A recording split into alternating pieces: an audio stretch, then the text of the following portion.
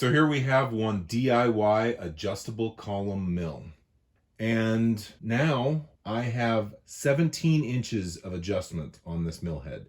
I can slam it all the way down to the cross slide table and I can take it all the way up. If I remove this cap right here, I can get 18 inches, and that is going to significantly improve my ability to use this machine.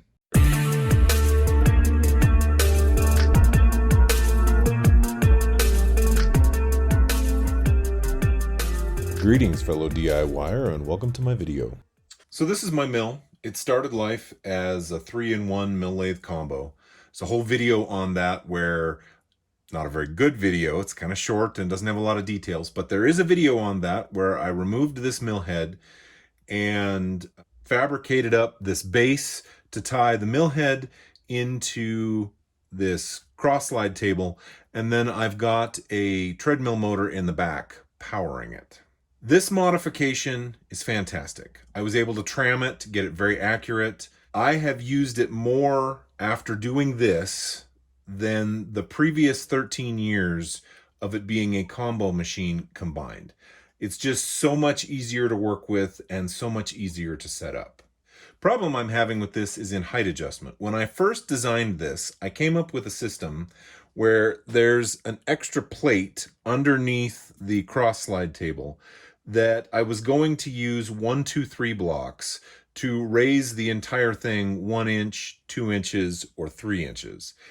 And while that seemed like a good idea at the time, it's a real pain. I mean, you got to take a bunch of stuff apart and it's heavy and cumbersome, and it was not the easy fix that I was hoping for. The other issue I run into is I don't have a lot of clearance. As you can see right now with the ER32 collet chuck in there and the quill all the way up, there's not a lot of space between here and the vise. Now, I also have R8 collets that fit directly up into the quill, and that gives me a whole lot more height. But sometimes you just work on a bigger piece, and it would be nice to have another 6 inches this way. The other issue I ran into is when I go to use the mill, I'm overextending the quill. So move the table to get it out of the way, and I start dropping the quill.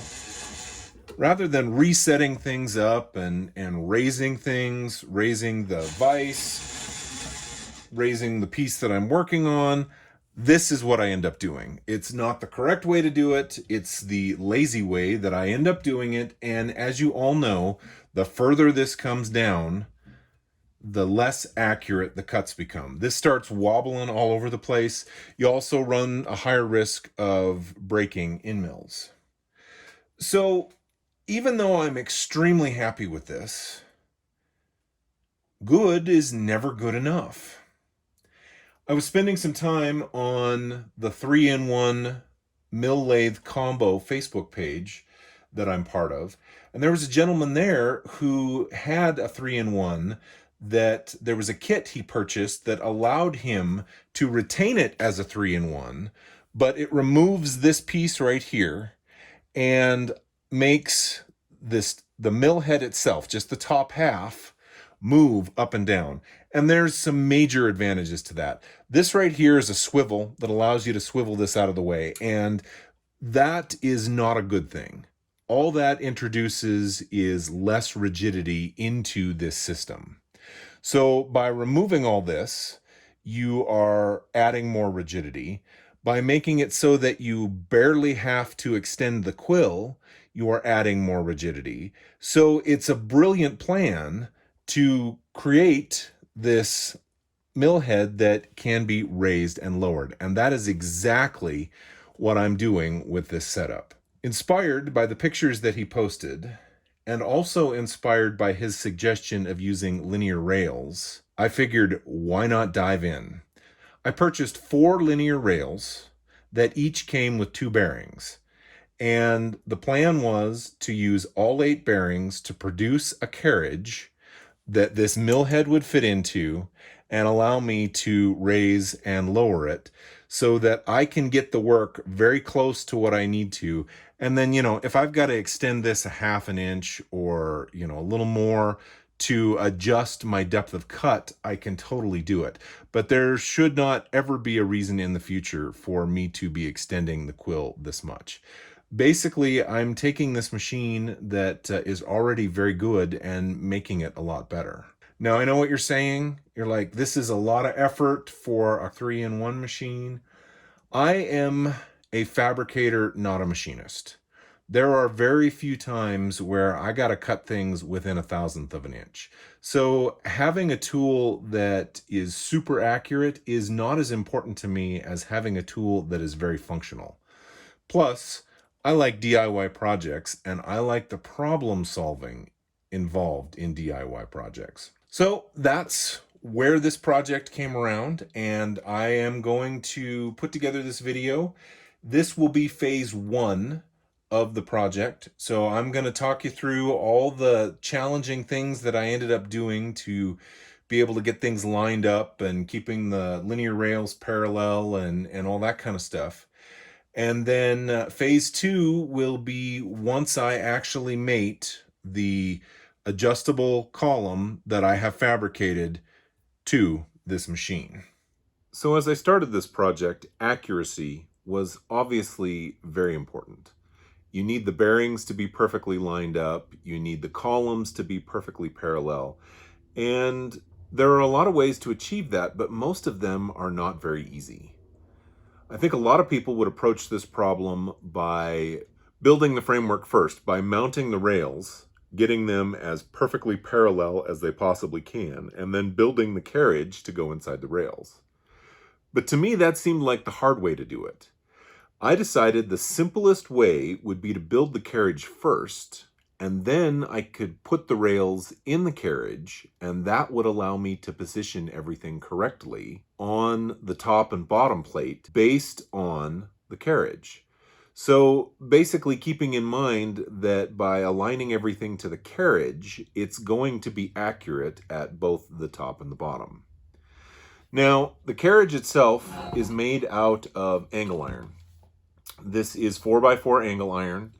I took the entire length of angle iron and hit it real quick with a grinder so that I knew exactly which side was which.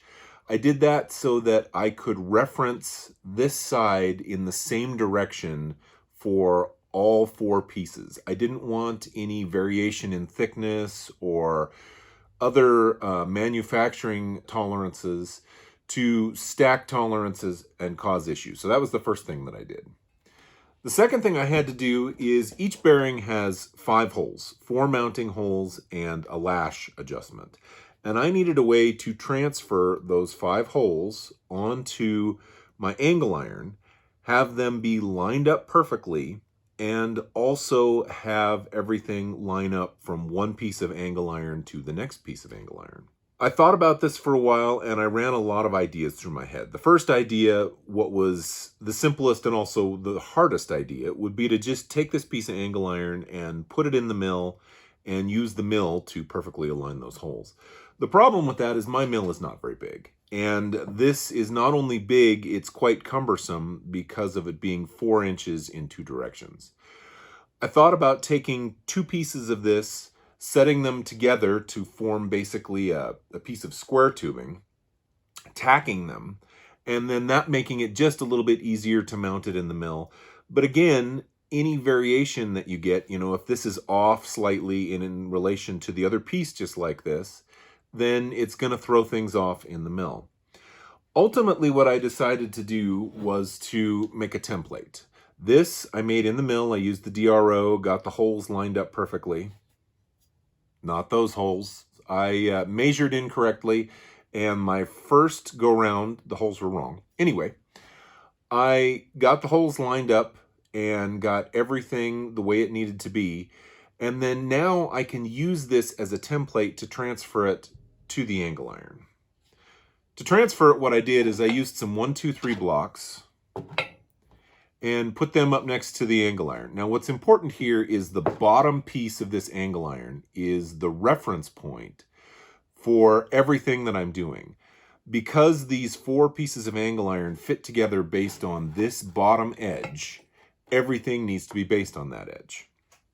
Using the 1, 2, 3 blocks, I was able to set the template, get it in place, clamp it down, and then use transfer punches to punch those holes.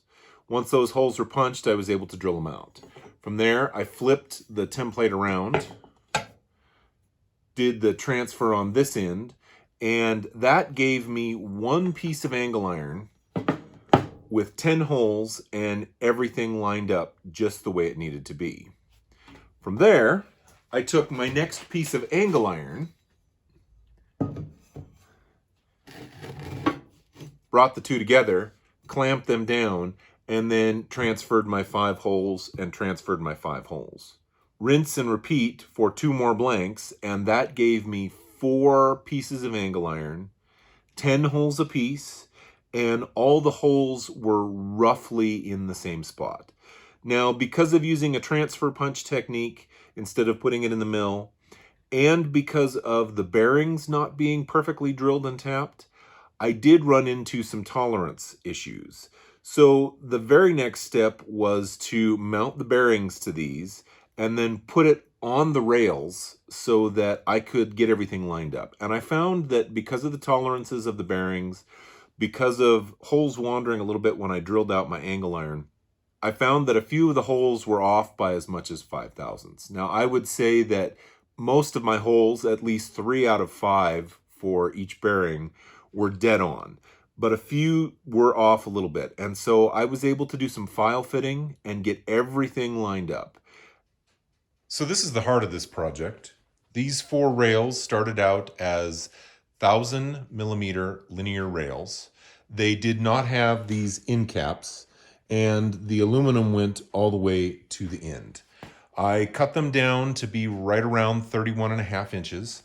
That involved me taking about 10 inches off, and then I trimmed down the aluminum support brackets so that I could fit the end caps on them.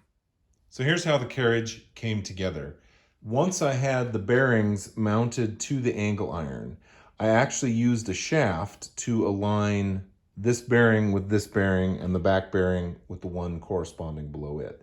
And the same on this side. And then from there, I was able to clamp everything and drill it. So I'm using a drill and bolt technique so that everything was able to be lined up. I didn't want to weld it solid and have to deal with things not lining up perfectly because I really needed those bearings to be parallel. In between this layer of angle iron and this layer of angle iron, we have an 1/8 inch plate, and that extends out past the side on both sides and is where the lead screw nut will be housed to raise and lower this unit. So these 4 pieces of angle iron and the middle plate are held together by 4 bolts on this end, and then the 4 bolts that go up through the carriage to connect it to the mill head. From there, I set the carriage on the base plate, put the rails into the carriage, and then again, using my transfer punches, punched and drilled holes into the base plate to be able to mount the rails to the base plate. I used a transfer punch to allow me to duplicate 2 of the holes from the bottom piece to the top piece. From there, I was able to bolt the 2 pieces together and securely transfer the remaining 6 holes. So we're finally to the point of adding the lead screws and the lead screw nuts. I've decided to push the nut all the way up against this piece because I'm going to do a captured nut style, and having it up against the existing angle iron just makes sense. But I need to be able to center punch that and get a nice tight fit. If it's off just a little bit, I'm going to have issues. My solution was to take one of these nuts and press a bushing into it. Then that bushing was drilled out so that it's perfectly centered and gives me the ability to put a 3/8 center punch so that I can punch a divot on both sides. Then remove the center plate and drill both sides. So I've drilled out the holes, but I only drilled them out to 3/8 of an inch rather than the 5/8 that they are eventually going to be. The reason for that is twofold. One, I wanted to be working with a smaller diameter when I was transferring to the top and when I transfer to the bottom so that everything lines up. And two, I wanted to have a little bit of room in case I needed to just ever so slightly adjust something with a file. So now the carriage is in a slightly different configuration. I swapped this piece with this piece and this piece with this piece. Now the reason I did that is those holes that I drilled for the lead screw need to be transferred into the top and the bottom, and they need to be lined up with each other relative to the linear rails. So by reversing these, I'm now able to install this piece, bolt it down, and then flip it over to transfer the holes. Likewise, I can lift all this up, slide this underneath here, bolt it into place, and transfer those holes. The theme of this entire project has been put it together, take a bunch of measurements, take it apart, make adjustments, put it back together, apart, together, apart, together. And because of that, as little tolerance issues come up, as a drill bit wanders, dealing with less than accurate drill pattern holes on the bearings, all those things, I've been able to deal with a lot of the issues and get something that is relatively accurate. This same technique of building it a little bit at a time, taking lots of measurements and adjusting is the technique that I used when I built the standalone mill to begin with. And I was able to achieve outstanding accuracy. All right, so with the angle iron reversed and the punch in place with its guide, it's down. All I have to do is hold it in place and do my center punch. Now I need to do that on the other side, and the top will be ready to drill out. Then I'll flip the whole thing over and use the same technique on the bottom, and it'll be ready to drill out, and hopefully we'll have something that is perfectly lined up for the lead screw. So this is the final design of my lead screw nut. Earlier in the video you saw that I was working with just a regular Acme nut. And that could have been used. It's secured to the bottom of this, and it's secured to this piece of angle iron, and that roughly holds it in place. But I needed an easy way to attach it, and I also wanted something that was removable. So I didn't want to just slam the nut up in here and tack it with some weld or something like that. So ultimately, that led me to purchasing an Acme all-thread coupler, and then just using a couple of U-bolts to hold it in place. And that has worked extremely well. Like I said, the top of this nut is firmly against the carriage. The back of this nut is firmly against the carriage, and it doesn't move at all. And that gives me very smooth travel. So this is the drive mechanism and motor for this build. It came together really well. I'm really pretty happy about it. The biggest challenge was making sure that this lead screw and this lead screw are perfectly timed, especially since when using chain, you have the limitation of the teeth and the chain itself so that you can't adjust it like you would on a belt. Of course, there's no slippage on a chain, and slippage on a belt would be a problem in this situation. So when I mounted these gears to the lead screw, there is a slot cut in the gears for a keyway. But I didn't want to cut slots in the lead screw because I needed to be able to clock these gears and get everything perfectly lined up so that the timing was correct between the two lead screws. To accomplish that, what I ended up doing was making what I would call a gib style key. Basically, I took some 3/16 by 3/16 key stock and I ground it down so that it was 3/16 by 3/32. and then I installed it inside the gear, and then I removed the set screw and actually put a bolt in its place so that I could tighten it down quite a bit tighter. So what this allowed me to do is when I originally set all of this up, this gear was loose and this gear was loose. I turned both lead screws by hand to remove all lash between the lead screw and the nut. I then adjusted my tensioner to take all slop out of the chain. And then from there, I tightened down my gib so that it was locked onto the teeth of the lead screw.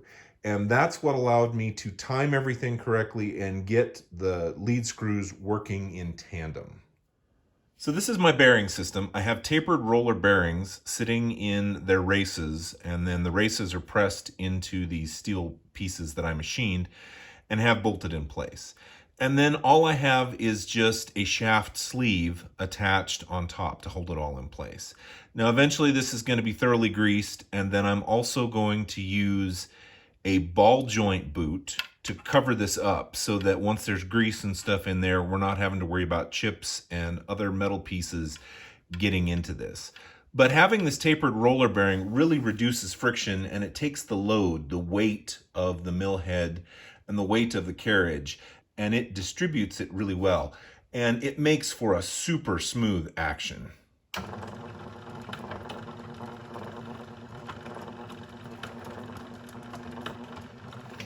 At the top, I also have a retainer like this, and then there's just simply a thrust bearing between this and the top plate. There was no need to go all out and make it a tapered roller bearing because all of the force is down, and the roller at the top is just to help it be a little smoother.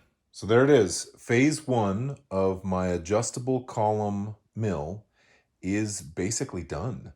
I'm to the point now where, other than a few minor tweaks to this, all I need to do is disassemble the mill and mate the two together. I do want to note that I am going to add lattice angled back and forth on the sides. This should help eliminate any twisting. For the purpose of this video, I mean, no one needs to see how I cut pieces of steel and bolted them to the side of the unit to make it stronger. It is completely powered on its own. I will also end up, when I do the final install, there'll be a box mounted with the switch rather than the janky lid that I have going currently. But as you can see, totally moves under its own power.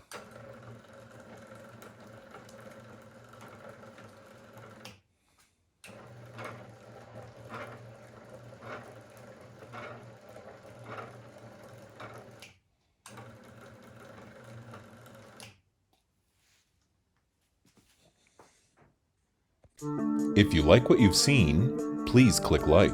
If you'd like to see more, please subscribe. Thanks for watching.